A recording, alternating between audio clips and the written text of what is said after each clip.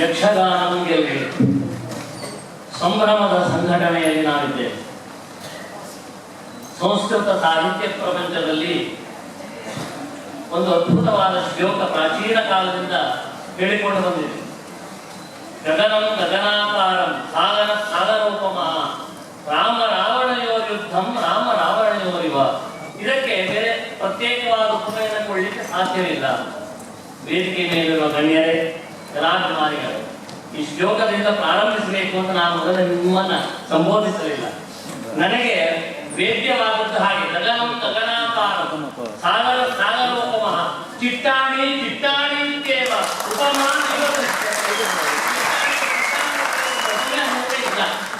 ಇಲ್ಲಿ ವಾಸ್ತವಿಕವಾಗಿ ನಾನು ಪ್ರಾರಂಭ ಮಾಡಿದ್ದು 3 ವಿಷಯದ ಮೇಲೆ ಪ್ರಸ್ತಾವನೆ ಮಾಡಬೇಕು ಅಂತ. ಮೊದಲು ಕಲೆ, ಆಮೇಲೆ ಕಲಾವಿದ, ಆಮೇಲೆ ಕಲಾ ಸಂಘಟಕರು. ಈ ಮೂರು ಜನರ ಬಗ್ಗೆ, ಈ ಮೂವರ ಬಗ್ಗೆ ಕನಿಷ್ಠ ಪಕ್ಷ 6 ನಿಮಿಷ ಹೇಳಿದ್ರು 6 ಮೂರಲೇ 18 ನಿಮಿಷ ಆಗ್ತದೆ. ಹಾಗಾಗಿ ಆದಷ್ಟು ಪ್ರಯತ್ನ ಮಾಡಿ 18 ನಿಮಿಷಕ್ಕೆ ನಾನು ಮುಗಿಸಲಿಕ್ಕೆ ನನ್ನ ಈ ಮಾತುಕತೆಯನ್ನು ಪ್ರಾರಂಭಿಸ್ತಾ ಇದ್ದೇನೆ. ವಾಸ್ತವಿಕವಾಗಿ ಭಾರತೀಯ ಸಂಸ್ಕೃತಿಯಲ್ಲಿ, ಭಾರತೀಯ ಪ್ರಪಂಚದಲ್ಲಿ ಯಕ್ಷಗಾನಕ್ಕೆ ಅಭೂತಪೂರ್ವವಾದಂತಹ ಮೌಲ್ಯ ಇದೆ. ನಾನು ಈ ಮೌಲ್ಯವನ್ನ ಗಮನಿಸಿಕೊಂಡೇ ಕಲಾಭಿನಂದನಂ ಅನ್ನುವುದಾಗಿ ಅದಕ್ಕೆ ನಾಮಧೇಯ ಅಗ್ರಲೇಖವನ್ನ ಮಾನ್ಯ ಮನೋಜ್ ಭಟ್ರು ಕೊಡಿ ಅಂತ ಹೇಳಿದೆ. ರಘು ಮಹಾರಾಜನ ಕಾಲದಲ್ಲಿ ಕೌತ್ಸ ಮತ್ತು ರಘು ಮಹಾರಾಜ ಇಬ್ಬರು ಪರಸ್ಪರ ಸಮ್ಮಿಲಿತರಾದಾಗ ಆ ಒಂದು ಸಮೂಹ, ಸಾಕೇತಪುರದ ಜನರ ಸಮೂಹ, ಅವರ ಸಾತ್ವಿಕ ಶಕ್ತಿಯನ್ನು ನೋಡಿ ಜನಸ್ಯ ಸಾಕೇತ ನಿವಾಸಿನತ್ತವು ದ್ವಾವಪ್ಯಭೂತಾವಭಿನಂದ್ಯ ಸತ್ವವು ಗುರು ಪ್ರದೇಯಾಧಿಕ ನಿಸ್ಪೃಹೋರ್ಥಿ ನೃಪೋರ್ಥಿಕಾಮಾದಧಿಕ ಪ್ರದಚ್ಚ.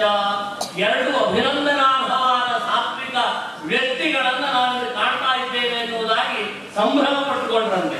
ಅದೇ ಸಂಭ್ರಮ, ಈ ಒಂದು ಸಂಭ್ರಮ ಅನ್ನುವ ನಾಮಧೇಯವನ್ನು ಕಂಡ ತಕ್ಷಣದಲ್ಲಿ ನನಗೆ ನೆನಪಾಯಿತು. ಒಂದು ಕಲೆ ಅನ್ನುವ ಶಕ್ತಿ, ಇನ್ನೊಂದು ಕಲಾವಿದ ಅನ್ನುವ ಸಾತ್ವಿಕ ಶಕ್ತಿ. ಈ 2 ಶಕ್ತಿ ಅಭಿನಂದನೆಗೆ ಅರ್ಹವಾದದ್ದರಿಂದ ಕಲಾಭಿನಂದನ ನಾಮಕರಣ ಮಾಡಿದ್ದಾರೆ.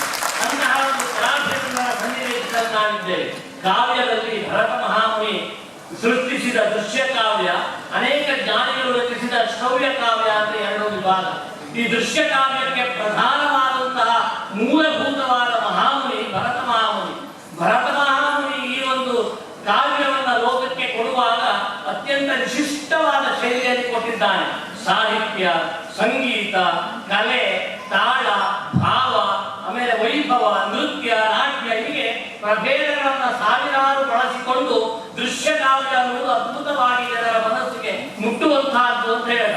ಆ ದೃಶ್ಯ ಕಾವ್ಯಗಳಲ್ಲಿ ಅನೇಕ ರೀತಿಯಾದ ಪ್ರಭೇದಗಳಿದ್ದರೂ ಸಹ ಪ್ರಭಾವಿತವಾದಂತಹ ಒಂದು ಕಲೆ ಎಂದರೆ ಯಕ್ಷಗಾನ. ಹಾಗಾಗಿ ಈ ಯಕ್ಷಗಾನಕ್ಕೆ ನಾವೆಲ್ಲರೂ ಸಹ ಮನಸ್ಸು ಹೋಗಿದ್ದೇವೆ, ಹೋಗ್ತೇವೆ.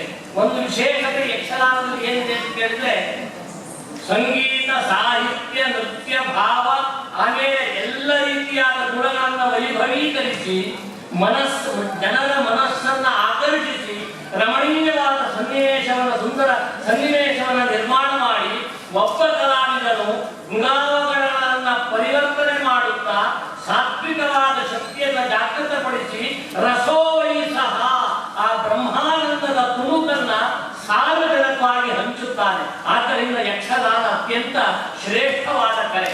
ಅಂತಹ ಒಂದು ಕಲೆ, ಅನೇಕ ಕಲೆಗಳಲ್ಲಿ ಯಕ್ಷಗಾನ ಕಲೆ ಪ್ರಾತಿನಿಧ್ಯವನ್ನು, ಪ್ರಾಶಸ್ತ್ಯವನ್ನು ಪಡೆದುಕೊಂಡಿತು. ಇಂತಹ ಶ್ರೀಮಂತವಾದ ಕಲೆಯನ್ನ ಉಳಿಸುವುದು, ಬೆಳೆಸುವುದು ನಮ್ಮೆಲ್ಲ ಸಹೃದಯ ಅಭಿಮಾನಿಗಳ ಪ್ರಥಮ ಲಕ್ಷ್ಯ, ನಮ್ಮೆಲ್ಲರ ಹೊಣೆ, ನಮ್ಮೆಲ್ಲ ಜವಾಬ್ದಾರಿ. ಹಾಗಾಗಿ ಈ ಸನ್ಮಾನವನ್ನು ಸ್ವೀಕರಿಸಲಿರುವಂತಹ ಇವರು ಎಲ್ಲ ಕಲೆಗಳಿಗೆ, ಎಲ್ಲ ಗುಣಗಳಿಗೆ, ಎಲ್ಲ ಲಕ್ಷಣಗಳಿಗೆ ಅರ್ಹರಾದ ವ್ಯಕ್ತಿಗಳು. ಆದ್ದರಿಂದ ಪ್ರೀತಿಯಿಂದ ನಾನು ಒಪ್ಪಿಕೊಂಡೆ.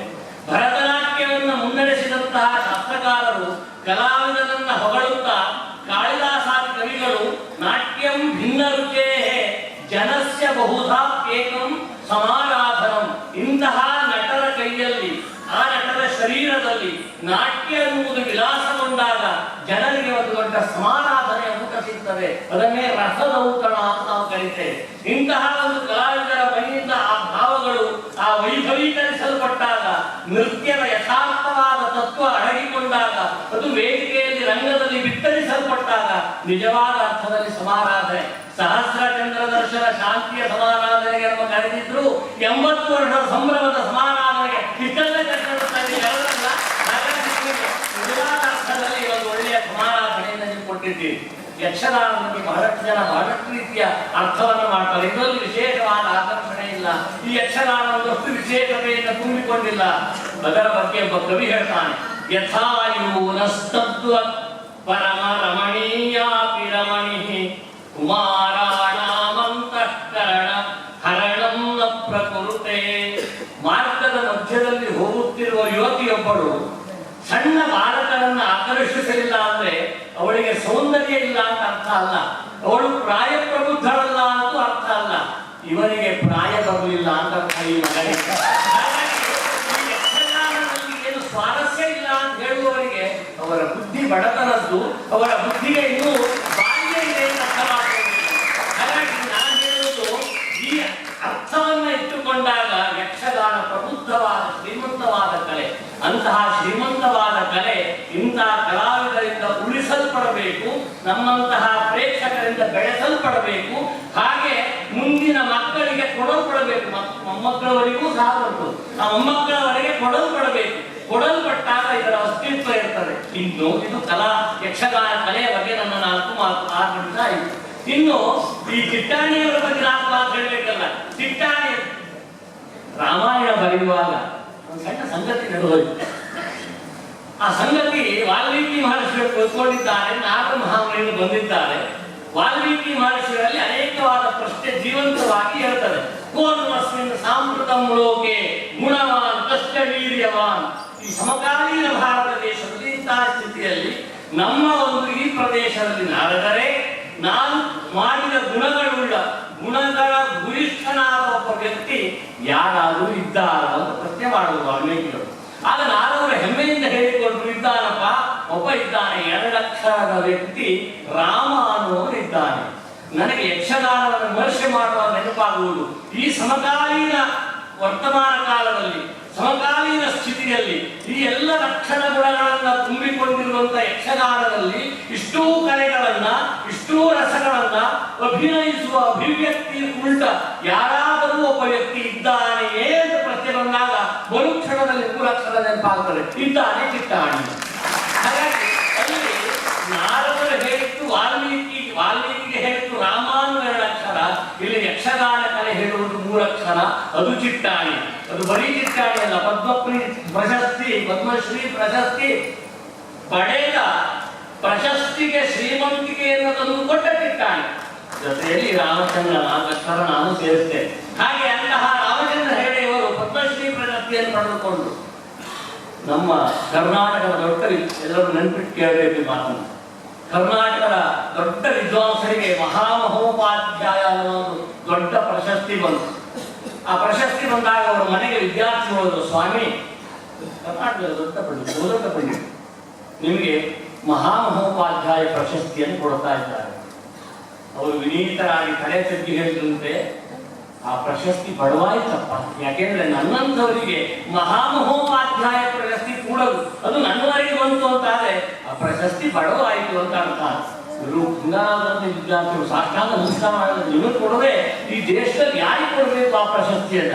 ಅವ್ರು ಹೇಳಿದ್ರಂತೆ, ಪ್ರಶಸ್ತಿಗೆ ಸರಿಯಾದ ವ್ಯಕ್ತಿಗೆ ಕೊಟ್ಟಾಗ ಶ್ರೀಮಂತಿಕೆ ಬರ್ತದೆ, ಯಾವುದೋ ವ್ಯಕ್ತಿಗೆ ಕೊಟ್ಟಾಗ ಅದು ಬಡತನಕ್ಕೆ ಹೋಗ್ತದೆ, ಬಡವಾಗ್ತದೆ ಪ್ರಶಸ್ತಿ. ನಮಗೆ ಹೆಮ್ಮೆ ಏನು ಅಂದ್ರೆ, ಇಷ್ಟರವರೆಗೆ ಕೊಟ್ಟ ಪದ್ಮಶ್ರೀ ಪ್ರಶಸ್ತಿ ಅದು ಶ್ರೀಮಂತ ಆಗಿದೆಯೋ ಬಡವಾಗಿದೆಯೋ ನಮಗೆ ಗೊತ್ತಿಲ್ಲ, ಆದ್ರೆ ಚಿಟ್ಟಾಣಿಯವರಿಗೆ ಪದ್ಮಶ್ರೀ ಪ್ರಶಸ್ತಿ ಬಂದಾಗ ಅದು ಶ್ರೀಮಂತವಾಯಿತು, ಆ ಪ್ರಶಸ್ತಿಗೆ ಮೌಲ್ಯ ಬಂತು. ಅಂತಹ ಪ್ರಶಸ್ತಿಯನ್ನು ಪಡೆದವರು ನೀವು ಶ್ರೀಮಂತರಾದ ಚಿಟ್ಟಾಣಿ. ಅವರಲ್ಲಿರುವ ಜೀವನೋತ್ಸಾಹ ನನಗೆ ಅವರ ಬಗ್ಗೆ ಹೇಳುವಾಗ ಅವರೆಲ್ಲ ಪ್ರತಿಯೊಂದು ಪಾತ್ರಗಳು ನೆನಪಾಗ್ತದೆ. ಆ ಎಲ್ಲವನ್ನೂ ವಿಶ್ಲೇಷಣೆ ಮಾಡೋದಿಲ್ಲ, ಆದರೆ ಕೆಲವು ಜನ ಇವ್ರ ಬಗ್ಗೆ ಇರುವ ಆಕ್ಷೇಪವನ್ನು ಒಂದ್ಸಲ ಹೇಳ್ತಾರೆ ನಾನು ಯಕ್ಷಗಾನ ನೋಡುವಾಗ. ಬಾಕಿ ಎಲ್ಲ ಚಲೋ ಮಾಡ್ತಾರೆ, ಬಹಳ ಚೆನ್ನಾಗಿ ಮಾಡ್ತಾರೆ, ಆದರೆ ಕೆಲವು ಸಲ ಸ್ವಲ್ಪ ವ್ಯಂಗ್ಯವಾಗಿ ಕಾಣ್ತದೆ. ಉದಾಹರಣೆಗೆ, ಓ ಇವ ನೋಡೋದು ನೀರಿನಲ್ಲಿ ಯುದ್ಧ ಮಾಡುವ, ಇನ್ನು ಭಸ್ಮಾಸುರನು ಅಯ್ಯಯ್ಯೋ ಅಂತ ಒಂದ್ಸಲ ಹೋಗುದು ಅಂತ ಹೇಳುವುದು. ಆಗ ನನ್ನ ಜೊತೆಯಲ್ಲಿ ಕುತ್ಕೊಂಡವರಿಗೆ ವಿಮರ್ಶೆ ಮಾಡುದು, ಸ್ವಲ್ಪ ವ್ಯಂಗ್ಯ ಆಗ್ತದೆ. ಬಟ್ ನಾನು ಹೇಳಿದೆ ತುಪ್ಪದಂತ ಕವಿ ಒಂದು ಮಾತು ಹೇಳ್ತಾನೆ ಸಾಹಿತ್ಯದಲ್ಲಿ, ವಿಕಾರೋ ಕೃಷ್ಣಾಢ್ಯೋ ಭುವನ ಭಯಭಂಗೌ ವ್ಯಸನಿನಃ. ಒಬ್ಬ ಸಮರ್ಥನಾದ ವ್ಯಕ್ತಿ, ಪರಿಪೂರ್ಣನಾದ ವ್ಯಕ್ತಿ, ಒಬ್ಬ ಸಾಧಕ, ಒಬ್ಬ ಸಿದ್ಧಿಯನ್ನು ಪಡೆದವನು ಮಾಡಿದ ವಿಕಾರ, ಅದು ವಿಕಾರ ಅಲ್ಲ ಆವಿಷ್ಕಾರ ಅಂತ ಹೇಳಿದ್ದಾನೆ. ಇದು ವಿಕಾರ ಅಲ್ಲ ಆವಿಷ್ಕಾರ. ಬೇರೆಯವರು ಮಾಡಿದ್ರೆ ವಿಕಾರ. ತಿಟ್ಟಾಣಿ ಮಾಡ್ತಾರೆ ಅಂತ ಇಪ್ಪೋದ್ರ ತಿಟ್ಟಾಣಿ ಕೊಡ್ತ ಅಂತ ಅದಕ್ಕೆ ಹೆಸರೇ ಹಾಗೆ ತಿಟ್ಟಾಣಿ ಕೊಡ್ತಾರೆ. ಹೀಗೆ ಅದಕ್ಕೆ ಆ ಹೆಸರೇ ತಿಟ್ಟಾಣಿ ಕೊಡ್ತಾರೆ. ಅದು ಅವ್ರು ಕೊಡೋದಷ್ಟು ಚಂದ, ಬೇರೆಯವ್ರು ಕೊಡೋದು ಆಗುದಿಲ್ಲ. ಯಾಕೆಂದ್ರೆ ಇದು ವಿಭೂತಿ. ಗೀತೆಯಲ್ಲಿ ಕೃಷ್ಣ ಪರಮಾತ್ಮ ಹೇಳುವಾಗ ಈ ಲೋಕದಲ್ಲಿ ಒಂದೊಂದು ಶಕ್ತಿ ಇದೆ, ಆ ಎಲ್ಲ ಶಕ್ತಿಗಳಲ್ಲಿ ಒಂದು ಅಂಶ ನಮ್ಮಲ್ಲಿ ಎಲ್ಲಿ ವಿಶೇಷ ಶಕ್ತಿಯನ್ನು ಕಾಣ್ತೀರೋ ಯದ್ಯದ್ ವಿಭೂತಿ ಮತ್ಸತ್ವಂ ಶ್ರೀಮದ್ ಉರ್ಜಿತಮೇವ ತತ್ತದೇವಾವಗಚ್ಚತ್ವಂ ಮಮ ತೇಜೋಷ ಸಂಭವ. ಮಧ್ಯಮ ಅಲ್ಲಿ ನನ್ನ ಅಂಶ ಇದೆ ಅಂತ ತಿಳ್ಕೊಳ್ಳಿ, ನಟರಾಜನ ಅಂಶ ನಿಮ್ಮಲ್ಲಿದೆ. ಹಾಗಾಗಿ ಆ ಒಂದು ವಿಕಾರಗಳು ಆವಿಷ್ಕಾರಗಳಾಗಿ ಪರಿವರ್ತನೆ ಹೊಂದ್ತವೆ. ಅಂತಹ ಸಾಕ್ಷಾತ್ ನಟರಾಜ ನೀವು ಆದ ನೀವು 80 ವರ್ಷ ಬದುಕಿದ್ದೀರಿ. 800 ವರ್ಷ ಬದುಕಿದವನಿಗೆ ಭೀಷ್ಮ ಪಿತಾಮಹ ಅಂತ ಹೇಳೋದು. 80 ವರ್ಷ ಯಕ್ಷಗಾನದಲ್ಲಿ ಸೇವೆ ಸಲ್ಲಿಸಿದ ನಿಮಗೆ ನಾವು ಯಕ್ಷ ಪಿತಾಮಹ ಅಂತ ಯಾಕೆ ಹೇಳಬಾರದು? ನನಗದು ಕಾಣಲಿಲ್ಲ. ಹಾಗಾಗಿ ಈ 800 ವರ್ಷದ ಭೀಷ್ಮರನ್ನ ಸ್ಮರಣೆ ಮಾಡಿ 80 ವರ್ಷದ ನಿಮಗೆ ನಾವೆಲ್ಲ ಕೊಡುವ ಪ್ರೀತಿಯ ಗೌರವದ ಪ್ರಶಸ್ತಿ ಯಕ್ಷ ಪಿತಾಮಹ. ಇಂದಿನಿಂದ ನೀವು ಯಕ್ಷ ಪಿತಾಮಹ. ಹಾಗೆ ಪಿತಾಮಹರಾಗಿ ಮಾಡಿಕೊಳ್ಳಬೇಕು. 80 ವರ್ಷದಲ್ಲಿ ಅವರ ಜೀವನೋತ್ಸಾಹ ನೋಡಿ. ನಾನು ಒಳಗೆ ಹೋದಾಗ ಯಾವಾಗ ಬಂದ್ರಿ ಕೇಳಿದ್ರು, ನೀವು ಹೇಗೆ ಕಳಿಸ್ತೀರಿ ಅಂತ ಕೇಳಿದೆ. ಬೇಡ, ಯಕ್ಷಗಾನ ಒಂದು ಮಾತಿದೆ, ಆಯಾ ರಂಗದಲ್ಲಿ ವಿಶೇಷವಾಗಿ ಶ್ರಮವನ್ನು ಪಡುವವರು, ಸಾಧನೆ ಮಾಡುವವರು ಆಯಾ ರಂಗದಲ್ಲಿಯೇ ತಮ್ಮ ಈ ಲೋಕಾಯ ಯಾತ್ರೆಯನ್ನು ಮುಗಿಸಿದ್ರೆ ಅದೊಂದು ಸ್ವರ್ಗ ಪ್ರಾಪ್ತಿ ಅಂತಿದೆ. ಆದ್ರೆ ನನಗೆ ಅದರ ನಿರೀಕ್ಷೆ ಇಲ್ಲ ಅಂತ ಮನಸ್ಸನ್ನು ಅಂದ್ಕೊಂಡೆ. ನಾನು ಹೊರಗೋದಾಗ ವೇಷ ಕೊಡ್ತಾ ಇದ್ದು ಸಾಧಾರಣ ರಂಗ ಬರ್ತೇನೆ ಅಂತ ಹೇಳ್ತಾರೆ. ಇಷ್ಟು ಜನ ಕಲಾವಿದರಿಗೆ, ಕಲಾಭಿಮಾನಿಗಳಿಗೆ ನಿರಾಶೆ ಮಾಡಬಾರದು ಅಂತ ಒಂದು ಅಂತಃಕರಣ ಉಂಟಲ್ಲ, ಅದನ್ನು ನಾವು ಗೌರವಿಸ್ತೇವೆ, ಅದನ್ನು ನಾವು ಪ್ರೀತಿಸ್ತೇವೆ. ಈ ಒಂದು ನಿಮ್ಮ ಆ ಅಂತರಂಗವೇ ನಿಮ್ಮನ್ನ ಇಷ್ಟು ಎತ್ತರ ಬೆಳೆಸಿದೆ. ನಾವೆಲ್ಲರೂ ಆಡುವುದು ಉಂಟು. ಗೆಜ್ಜೆ ಕಟ್ಟಿದ ಮೇಲೆ ಚಿತ್ತಾಣಿ ಹಾಗೆ ಹೊಲಿಕರ ಭಾಷೆ ಇದು. ಗೆಜ್ಜೆ ಕಟ್ಟಿದ ಮೇಲೆ ಚಿತ್ತಾಣಿ ಹಾಗೆ ಕಳ್ತನ ಮಾಡೋದಿಲ್ಲ. ಗೆಜ್ಜೆ ಕಟ್ಟಿದ ಚಿತ್ತಾಣಿ ಹಾಗೆ ಮಾಡ್ತಾರೆ, ಅದಕ್ಕೊಂದು ಅನುಮಾನನೇ ಮಾಡೋಣ. ಇಷ್ಟು ನಾಡ ನುಡಿಯಲ್ಲಿ ಬಂದಿದೆ ನಿಮ್ಮ ನಡೆ, ನಿಮ್ಮ ಹೆಜ್ಜೆ. ಅಂತಹ ನಿಮಗೆ ಜೀವನೋತ್ಸಾಹವನ್ನು ನೋಡಿ ನನಗೆ ಆಶ್ಚರ್ಯ ಆಯಿತು. ನಮಗೆಲ್ಲ ಇದೆ ಜೀವನೋತ್ಸಾಹ ಅಲ್ಲ, ಅದು ಜೀವನ ಆಕರ್ಷಣೆ. ಬಹಳ ಜನ ಉತ್ಸಾಹಕ್ಕೂ ಆಕರ್ಷಣೆ ವ್ಯತ್ಯಾಸವನ್ನೇ ತಿಳ್ಕೊಳ್ಳಿಲ್ಲ. ಏನು ಆಕರ್ಷಣೆ ಅಂದ್ರೆ ಏನು, ಉತ್ಸಾಹ ಅಂದ್ರೆ ಏನು? ಒಬ್ಬ ಹೇಳ್ತಾನೆ, ಮಕ್ಕಳ ಮಕ್ಕಳು ಹೋಗುತ್ತಿರುವ ವಯೋವೃದ್ಧ, ಬೇರೆಯವ್ರ ಸುದ್ದಿ ನಿಮ್ಗೆ ಬೇರೆಯವ್ರ ಸುದ್ದಿ. ಆ ಪಾಂಡುರ ಶಿರಸಿದಾಹ ತ್ರಿವಲಿ ಕಪ್ಪೋಲೆ, ತಲೆ ಕೂದಲೆಲ್ಲ ಹಣ್ಣಾಗಿದೆ, ನನಗೆ ಬೇಸರ ಇಲ್ಲ. ದಂತಾವಲಿ ವಿಗಲಿತಾಹ ನಚಮೇ ವಿಷಾದ, ದಂತ ಪಂಕ್ತಿಗಳಲ್ಲಿ ಹಲ್ಲೆಲ್ಲ ಬಿಟ್ಟೋಗಿದೆ, ನಮ್ಗೆ ಬೇಸರ ಇಲ್ಲ. ಅವ್ರು ಕೇಳಿದ್ರು ಆ ಮಕ್ಕಳು, ಯಾಕಪ್ಪ ನಿಮ್ಗೆ ಬೇಸರ? ಮತ್ತೆ ಕೆನ್ನೆ ತ್ರಿವಳಿ ಆಗಿದೆ ಆದ್ರೂ ನನಗೆ ಬೇಸರ. ಅಲ್ಲಪ್ಪ ಸರಿ, ತಲೆ ಕೂದಲು ಹಣ್ಣಾಗಿದೆ, ಕೆನ್ನೆ ತ್ರಿವಳಿ ಬಿದ್ದಿದೆ, ದಂತ ಪಂಕ್ತಿಗಳಲ್ಲಿ ಹಲ್ಲಿಲ್ಲ, ಆದ್ರೂ ನನಗೆ ಬೇಸರ ಇಲ್ಲ ಅಂತ ಹೇಳ್ತೀಯಲ್ಲ, ಯಾವುದಕ್ಕೆ ಬೇಸರ ನಿನಗೆ? ಅವನು ಹೇಳ್ತಾನೆ ಆ ಮೂಲಕ, ಏಣೀದೃಶೋ ಯುವತಯೋ ಪಶ್ಚಿಮಾಂ ವಿಲೋಕ್ಯ ತಾತೇತಿ ಭಾಷಣತರ ವಜ್ರಪಾತ. ಮಾರ್ಗದಲ್ಲಿ ಹೋಗುತ್ತಿರುವ ಸುಂದರ ಸ್ತ್ರೀಯರು ಏಣೀ ಸದೃಶೋ ಪುರಂಗ ನಯನೆಯರು ನನ್ನನ್ನು ನೋಡಿ ಅಜ್ಜ ಅಂತ ಕರೀತಾರಲ್ಲ, ನನಗೆ ಬಹಳ ಬೇಸರ ಆಗ್ತದೆ. ಪ್ರಾಯ ಪ್ರಬುದ್ಧ ಕರೀಲಿಕ್ಕೆ ಸಾಧ್ಯ ಉಂಟು, ಅದು ಜೀವನದ ಆಕರ್ಷಣೆ, ಇದು ಜೀವನದ ಪ್ರೇರಣೆ, ಇದು ಉತ್ಸಾಹ. ಉತ್ಸಾಹ ಬೇರೆ, ಆಕರ್ಷಣೆ ಬೇರೆ. ಯಾರಾದ್ರೂ ಚಿತ್ತಾಣಿಯವ್ರ ಮನೆಗೆ ಬಂದ್ರೆ ಅಲ್ಲಿಂದಲೇ ಪ್ರಾರಂಭ ಮಾಡ್ತಾರೆ. ಸುಶೀಲೆ ಕಾಫಿ ಮಾಡೋದು ಯಾರು ಅಂತ ಕಾಣಿಸುತ್ತೆ, ಆಟಕ್ಕೆ ಅವರು ಮೈ ನಾಡಿಗಳೆಲ್ಲ ಯಕ್ಷಗಾನ ಹರಿತಾ ಇದೆ ಅಂತಾದ್ರೆ ನೀವೊಂದು ವಿಭೂತಿ ಪುರುಷರು, ಒಂದು ಸಾಧನಾ ಪುರುಷರು. ಈ ಒಂದು ಚೈತನ್ಯ, ಈ ಒಂದು ಸೇವೆ, ಈ ಒಂದು ಮನೋಭಾವ ನಿಮ್ಮಲ್ಲಿ ಶಾಶ್ವತವಾಗಿರಬೇಕು. ಜೊತೆಯಲ್ಲಿ ನಿಮ್ಮದಿದ್ದು ಸಾಲದು, ಇದು ಮುನ್ನಡೆಯನ್ನು ಸಾಧಿಸಿಕೊಳ್ಬೇಕು. 2 ಜನ ಮಕ್ಕಳ ದೋಷ, 2 ಜನ ಈ ರಂಗಕ್ಕೆ ಇರ್ಬೋದು ಅಂತ ನಮಗೆ 2 ಜನ ಈ ರಂಗಕ್ಕೆ ನಿಮ್ಮ ಮಕ್ಕಳನ್ನ ಉತ್ತರಾಧಿಕಾರಿಯನ್ನ ಕೊಟ್ಟಿದ್ದೀರಿ. ಮೊಮ್ಮಗನ ಪ್ರತ್ಯೇಕನೇ ಹೇಳ್ತೇನೆ ನಾನು. ಅಜ್ಜನ ಸ್ವತ್ತು ಮೊಮ್ಮಗನಿಗೆ ಏನು ಮಾತಿದೆ. ನಾವು ಹೇಳುವುದು ಅಜ್ಜನ ಸ್ವತ್ತಲ್ಲ, ಅಜ್ಜನ ಸತ್ವವೂ ಮೊಮ್ಮನಿಗೆ ಬರಬೇಕು. ಈ ಕೆಲವು ಪಾತ್ರಗಳು ನಿಮ್ಮ ಜೊತೆಗೆ ಹೋಗಬಹುದು ಅಂತ ಭ್ರಮೆಯಲ್ಲ, ಹೋಗಬಹುದು ಅಂತ ನಮಗೊಂದು ಚಿಂತೆ. ಆದ್ರೆ ನಿಮ್ಮ ಮೊಮ್ಮಗನನ್ನು ನೋಡಿದಾಗ ನನಗನಿಸಿತು, ನಿಮ್ಮ ಜೊತೆಯಲ್ಲಿ ಎಲ್ಲಾ ಪಾತ್ರಗಳು ಹೋದರೆ ಯಾವ ಪಾತ್ರವೂ ಹೋಗುದಿಲ್ಲ, ಮೊಮ್ಮಗನನ್ನು ನೋಡ್ಕೊಂಡು ಬರ್ತಾರೆ. ಅಂತಹ ಉತ್ತರಾಧಿಕಾರಿಯನ್ನ ಯಕ್ಷಣಿಗೆ ಕೊಟ್ಟಂತಹ ನಿಮಗೆ ನನ್ನ ಮಾತಿನಿಂದ ಅಭಿನಂದನೆ, ನನ್ನ ಕೈಯಿಂದ ವಂದನೆ. ಅಂತಹ ಸ್ವರೂಪದ ಜೀವನವನ್ನು ನಡೆಸಿಕೊಳ್ಳುವಂತಹ ಸಾಧಕರ ಸಾಲಿನಲ್ಲಿ ನೀವಿರುವವರು ವೈದಿಕ ಸಂಪ್ರದಾಯ ಹೇಳುವಂತೆ 60 ವರ್ಷ ಆದಾಗ ಒಂದು ಉಗ್ರರಥ ಅದು ನಿಮಗಾಗಿದೆ. ಎರಡನೆಯದು ಭೀಮರಥ 70 ವರ್ಷಕ್ಕೆ. ಮೂರನೆಯದು ಸಹಸ್ರಚಂದ್ರ ದರ್ಶನ ಈಗ ಮಾಡಿಸಿದ್ದಾರೆ. ಸಹಸ್ರಚಂದ್ರ ದರ್ಶನ ನಾವು ಹೇಳ್ತೇವೆ ಈ ಸಹಸ್ರಚಂದ್ರ ದರ್ಶನ ಆಗುವುದು ಶತಮಾನೋತ್ಸವ. ಆ ಶತಮಾನೋತ್ಸವವೂ ಆಗಬೇಕು ಮತ್ತು ನಾವೆಲ್ಲರೂ ಆಗ ಸೇರಬೇಕು. ಇದಕ್ಕೂ ಹೆಚ್ಚಿನ ಸಂಭ್ರಮದಲ್ಲಿ ಲೇಖಕರಾಗಬೇಕು. ಹಾಗೆ ತಿಳ್ಕೊಳ್ಬೇಕು. ಹಾಗೆ ಆ ಶತಮಾನೋತ್ಸವವು ಸಹ ನಿಮ್ಮಿಂದ ಆಚರಿಸಲ್ಪಡಲಿ, ಕಾಣಲ್ಪಡಲಿ. ಮಗ ತೋರಿಸಿದಾಗ ತೊಡೆ ಮೇಲೆ ಕೂಡಿಸ್ಬಿಟ್ಟು ನಿಮ್ಮ ತಾಯಿ ಹೋಗು ಮಗ ಚಂದ್ರ ಅಂತ ತೋರಿಸಿದ್ರು. ಆ ಚಂದ್ರನನ್ನ ಸರಿಯಾಗಿ ನೋಡಿ ರಾಮಚಂದ್ರನಾಗಿ ಬೆಳೆದು ಇಲ್ಲಿರುವ ಎಲ್ಲರಿಗೂ ಸಹಸ್ರಚಂದ್ರರನ್ನು ನೀವೇ ದರ್ಶನ ಮಾಡುತ್ತೀರಿ. ಅಂತಹ ಸಹಸ್ರಚಂದ್ರ ದರ್ಶನ ಮಾಡಿದ ಆ ಮಗನ ಮುಗ್ಧ ಸ್ವಭಾವ ನಿಮ್ಮ ಮನೆತನದಲ್ಲಿ ಮುಂದುವರಿಯಲಿ ಅಂತ ನಾವು ಆಶೀರ್ವಾದ ಮಾಡ್ತೇವೆ. ಇನ್ನು ಕಲಾವಿದರ ಬಗ್ಗೆ ಹೇಳಿದಾಯಿತು. ಕಲೆಯ ಸಂಘಟನೆ ಬಗ್ಗೆ ಅಪರೂಪದ ಸಂಘಟಕರು ಮನೋಜ್ ಭಟ್ರು. ಎರಡು ಸಂಗತಿ ಇದೆ, ಸಂಗತಿ ಇದೆ ಇದರಲ್ಲಿ. ಮೊದಲನೆಯದು ಯಕ್ಷಗಾನದಲ್ಲಿ ಅಪರೂಪದ ವ್ಯಕ್ತಿಗಳನ್ನ ಸೇರಿಸುವುದು ದೊಡ್ಡ ಸಂಗತಿ. ಎಲ್ಲ ದೊಡ್ಡ ದೊಡ್ಡ ಕಲಾವಿದರನ್ನ ಸೇರಿಸುವುದೇ ದೊಡ್ಡ ಸಾಹಸದ ಕೆಲಸ. ಯಾಕೆಂದ್ರೆ ನಮ್ಗೆ ವೈದಿಕರಿಗೆ ಗೊತ್ತುಂಟು, ದೊಡ್ಡ ದೊಡ್ಡ ವೈದಿಕರೆಲ್ಲ ಸೇರಿಸುವುದು ಎಷ್ಟು ಕಷ್ಟ, ಸೇರಿಸಿದ್ರೆ ಏನು ಕಷ್ಟ ಅಂತ. ಅಂತಹ ಸಾಹಸದ ಕೈಗೆ ಸಾಹಸಕ್ಕೆ ಕೈ ಹಾಕಿ ಅದರಲ್ಲಿ ಉತ್ತೀರ್ಣರಾದವರು ಮನೋಜ್ ಭಟ್. ಒಳ್ಳೆ ಉತ್ತಮವಾದ ಕಲಾವಿದರನ್ನ, ಅಪರೂಪದ ಕಲಾವಿದರನ್ನ ಸೇರಿಸಿ ಒಂದು ಉತ್ತೀರ್ಣರಾದರು. ಆ ಕಲಾವಿದರಿಂದ ಅಪರೂಪದ ಪ್ರಯೋಗವನ್ನು ಕೊಟ್ಟು ಉತ್ತೀರ್ಣರಾದರು. ಹಾಗಾಗಿ ಎರಡು ಅಪರೂಪದ ಸಂಗತಿಯನ್ನ ಸಾಧಿಸಿದ ಮನೋಜ್ ಭಟ್ಟರ ಆ ಬೆಂಗಾವಲಿರುವ ಎಲ್ಲ ಒಂದು ಸಮೂಹ ಇದೆಯೋ ನಿಜವಾಗಿ ಯೋಗ್ಯತಾವಂತ ಸಮೂಹ. ಈ ಲೋಕದಲ್ಲಿ ಅಕ್ಷರ ಅಮಂತ್ರಮಕ್ಷರಂ ನಾಸ್ತಿ, ಮಂತ್ರ ಇಲ್ಲದೆ ಇರುವ ಅಕ್ಷರ ಇಲ್ಲ. ನಾನೌಷಧಿ ವನಸ್ಪತಿ, ಯಾವುದೇ ಒಂದು ಔಷಧಿಯನ್ನು ತೆಗೆದುಕೊಂಡ್ರೆ, ವನಸ್ಪತಿಯನ್ನು ತೆಗೆದುಕೊಂಡ್ರೆ ಇದು ಔಷಧಕ್ಕೆ ಬರುವುದಿಲ್ಲ ಅಂತ ಹೇಳುವುದಿಲ್ಲ.